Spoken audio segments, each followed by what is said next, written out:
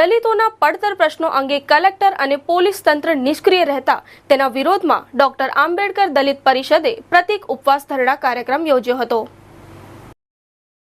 Doctor Ambedkar દલિત પરિષદ ગુજરાત પ્રદેશ તથા ગૌતમ બુદ્ધ માનવ સેવા વડોદરાના સંયુક્ત ઉપક્રમે દલિતોના વર્ષોના પડતર પ્રશ્નો સંદર્ભે કલેક્ટર અને પોલીસ તંત્ર તરફથી દુર્લક્ષ સેવવામાં આવી રહી છે,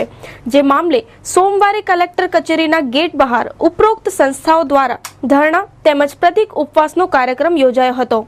જેમાં ડોક્ટર આંબેડકર દલિત પરિષદના તેમજ ગૌતમ બુદ્ધ માનવ સેવાના કાર્યક્રમો મોટી સંખ્યામાં જોડાયા હતા। भगवान बुद्ध हमारी मांगणियों गुनेगारों ने भ्रष्टाचार छतां पण अधिकारीओ तरफथी आंख आड़ा कान करी अने गुनाहित प्रवृत्तिओ करता ईसमोने प्रोत्साहन आपवामां आवे छे अने जे ते अमारा सभासदो जे न्याय माटे मागणी करे छे तो ए लोकोनी कोई वात सांभळवामां आवती नथी अने अमे वारंवार रिमाइंडर कर्या छे अने कलेक्टर साहेबे पण रिमाइंडर कर्या छे छतां पण जे ते तपास अधिकारी खोटी रीते तपासमां विलंब करे छे।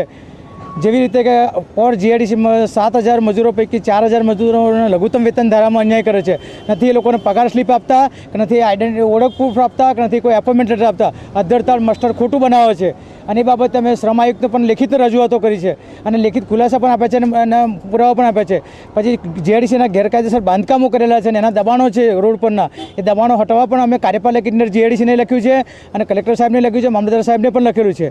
અને છતાં પણ એ લોકોનો કોઈ નિરાકરણ આવતું નથી। સમય મર્યાદામાં એનો નિકાલ કરવા માટે અમે સરકારને રજૂઆત કરીશું અને જો અમારી રજૂઆતનો ન્યાય નહીં મળે તો આગળ પણ અમે જ્વલંત કાર્યક્રમો આપીશું।